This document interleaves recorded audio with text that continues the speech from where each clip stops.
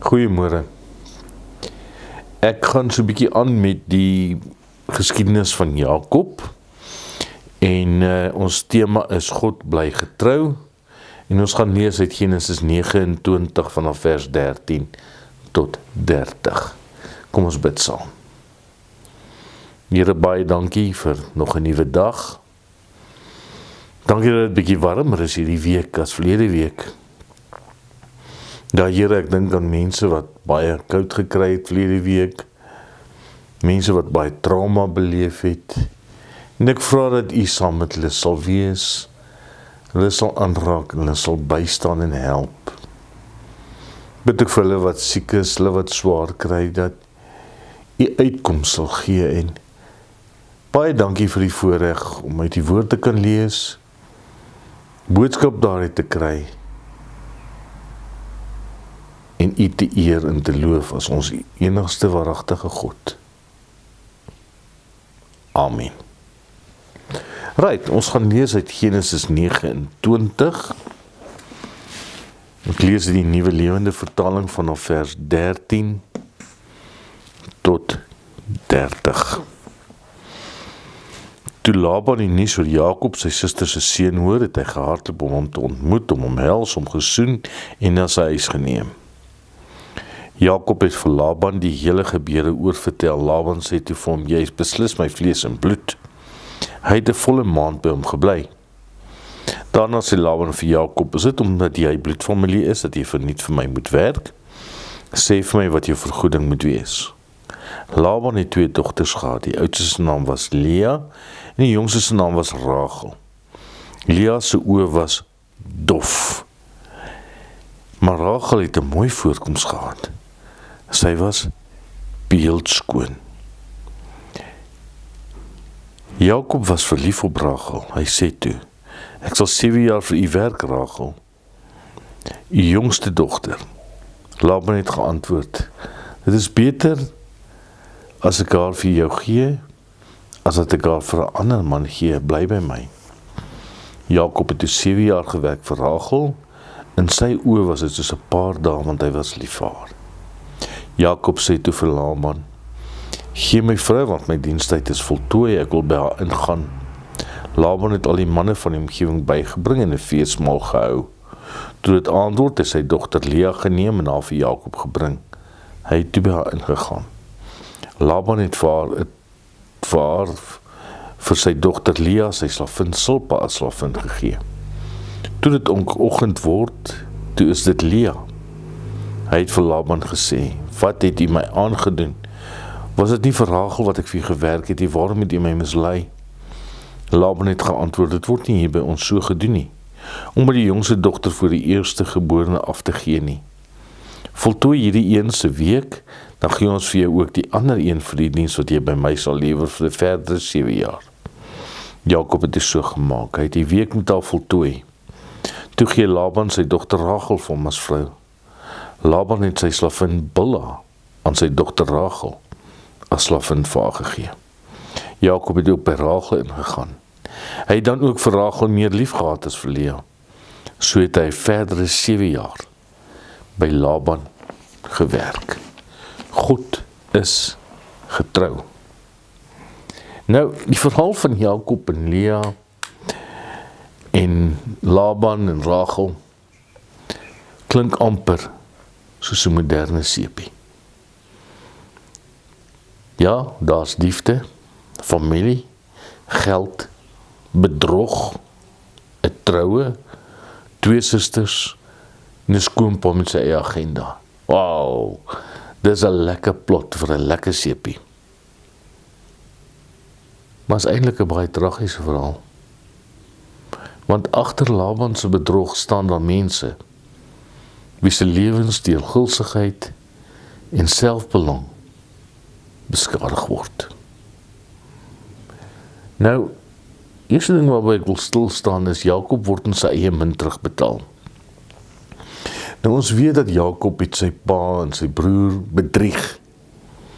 Daarom is dit maklik om te sê: "Kry vir jou Jakob, dis jou verdiende loon." Maar ons moet versigtig wees om hom so te vinnig te veroordeel. Want Jakob is 'n vreemdeling in 'n vreemde land. Hy is ver van sy familie. Hy is ver van alles wat bekend is en hy het sy oom op wie hy moet vertrou. Dis al wat hy het. En aanvanklik lyk Laban soos die ideale oom. Jakob werk vir hom en hy raak verlief op Rachel. En hy sê ek sal 7 jaar vir haar werk. En dan staan daar iets besonders. Jakob toe 7 jaar vir haar gewerk ter wille van Rachel. Maar dit was vir hom soos 'n paar dae om met haar lief gehad het. Ja, hy het haar lief gehad, nee. 7 jaar se werk voel vir hom soos 'n paar dae. Maar Laban misbruik daardie liefde. Want na 7 jaar kom die troue. Jakob dink, ek kry waarvoor ek gewerk het. 7 jaar later trou ek met Rachel. Maar die volgende oggend ontdek hy, dit is Lea. Laban het hom bedrieg. En wat is sy verskoning? Dis nie hier by ons die gebruik om die jongste voor die oudste uit te trou nie. Het mense nogal wonder, hoekom het hy lankal vir hom gesê nie? Omdat Laban sy eie plan gehad het. Jy sien, Laban se probleem was nie bedrog nie. Dit was ook gulsigheid en selfbelang. Hy het sy dogters gebruik om by sy eie doelwitte uit te kom. Rachel en Lea het vir hom voorwerpe geword waardeur hy sy eie belange kon bevorder. En daarom moet ons pas op, want baie keer wanneer mense belangriker word as verhoudings, begin gesinne uitmekaar val. En jou eie agenda belangriker word as verhoudings. En arme Lea. Lea het nie hierdie plan gemaak nie. Sy trou met 'n man wat sy nie eers gekies het nie. En dan kom later, lees ons hierdie aangrypende sin. Die Here het gesien dat Lea nie geliefd was nie. Jakob sien haar nie, soos hy graag gesien wil word nie. Maar God sien haar. En dit is 'n boodskap ook vir ons vandag. Miskien voel jy vandag, niemand sien my nie. Niemand waardeer my nie. Ek kom altyd tweede. Dan sê Genesis 29. God sien jou. Mense kan jou miskyk. Mense kan oor jou kyk. Maar God kyk nie oor jou nie. God mis jou nie. Om terug gaan na Laban. Laban het gedink hy het nou 'n goeie transaksie aangegaan. Maar hy het eintlik verloor. Hy het vertroue verloor. Hy het gesinsvrede verloor. Hy het goeie verhoudings verloor. Hy het dalk ekonomies gewen. Maar menslik en geestelik het hy verloor. Want ons sien later hoe sy kinders hom bedrieg. Van sy goed steel. Van sy afgodsbeelde steel. En hoe Jakob hom ook bedrieg. Met die lammers. Gaan wees gerus verder. Jy sien, begierigheid laat jou baie keer dink jy wen.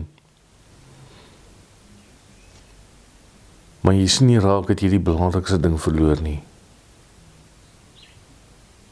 Verhoudings. En daarom is dit partykeer nodig om te vra, wat kos my sukses? Wat kos my loopbaan? Wat kos my begeertes? Wat doen die my besluite aan my huwelik? Wat doen dit aan my kinders? Jesus sê self, wat baat dit 'n mens as hy die hele wêreld win, maar sy lewe verloor. Nou ons sien dat Jakob het kort paaie gekies. Jakob het deur sy eie slinkse planne God se beloftes probeer kry en hy het dit ook reg gekry. Maar God se beloftes hoef nie deur bedrog of manipulasie bereik te word nie. Ons hoef nie mense te misbruik om vooruit te kom nie. En daarom moet ons ook nie ons eie integriteit prysgee nie.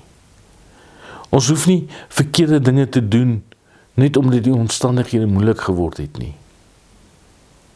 Jy sien, wanneer dinge taai raak, is dit juist die tyd om nader aan God te beweeg. Nie verder van hom af nie. Want God is daar, selfs al sien ons nie meer nie. Al sien ons hom nie. Jy sien, wat interessant is in hierdie gedeelte, is dat nêrens in hierdie verhaal wat ons gelees het, word God se naam of God se hand genoem nie. Maar beteken dit God is afwesig? Nee. Want God het, onthou julle by Bethel, vir Jakob beloof, ek is by jou, ek sal jou nie verlaat nie. En nou lyk alles skielik vir Jakob verkeerd. Hy word bedrieg, hy word uitgebuit. Sy huwelik begin met spanning. Dink daaraan twee susters getroud te wees, waarvan die nie baie hou nie. Maar God se beloftes verander nie. Omstandighede verander, maar God se beloftes nooit nie. En dit is vir ons 'n baie belangrike troos. Daar kom tye wanneer ons vra, Here, waar is U? Ons bid, maar niks lyk of dit verander nie. Ons probeer reg leef, maar dinge word net moeiliker. Maar Genesis 29 herinner ons, dat God hoef nie sigbaar te wees om teenwoordig te wees nie. God werk agter die skerms.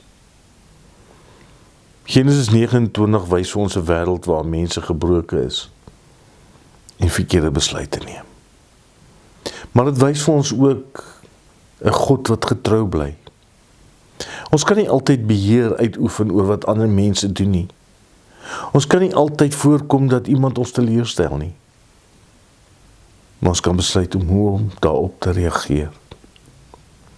En daarom moenie laat iemand anders se gierigheid jou gierig maak nie. Moenie iemand anders se oneerlikheid maak dat jy oneerlikheid word nie. Moenie jou gesin opoffer ter wille van korttermyn voordeel nie. Moenie kort paai kies wanneer dinge moeilik raak nie. Maar bovenal, hou vas aan God se beloftes. En wanneer dinge donker lyk, beteken nie God is weg nie. Wanneer jy hom nie kan sien nie, beteken dit nie hy werk nie. Wanneer jou lewe soos 'n doodloopstraat lyk, beteken dit nie God se plan het tot 'n einde gekom nie. Ja, mense kan ons teleurstel, omstandighede kan verander, ons planne kan misluk, maar God bly getrou. En dit is die groot troos van Genesis 29. Selfs wanneer God se naam nie op hierdie bladsy staan nie, is hy steeds besig om in die agtergrond hierdie verhaal te skryf. Amen.